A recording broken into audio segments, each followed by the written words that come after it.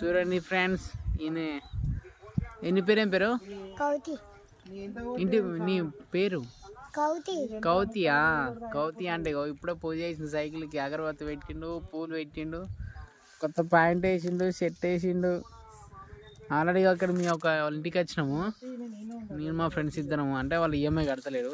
ఈ బ్రోని అడిగిన వీళ్ళు ఎక్కడ వేళ్ళు అని అడిగితే, అంటే ఊళ్ళో ఎట్లుంటుంది సిటీలో ఎట్లుంటుందో చెప్పాను. పిల్లలు మామూలుగా జోక్ పరంగా చూసుకుంటే నేను అడిగిన వీళ్ళు ఎడిపోయారు అంటే, వాళ్ళు పొద్దున్నే 12,000 అన్నాడు.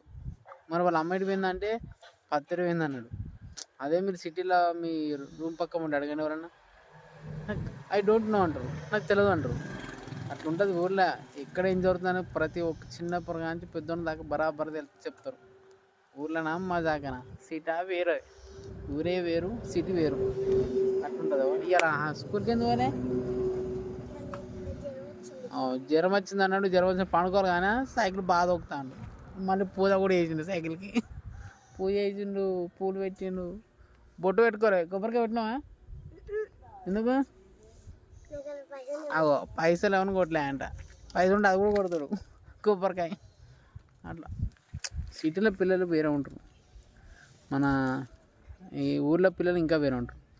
వాడి ఇంట్లో ఉన్నా కూడా అక్కడ ఏం జరిగిందో అన్నీ చెప్తాడు పోయి అడిగితే. అట్లుంటుంది.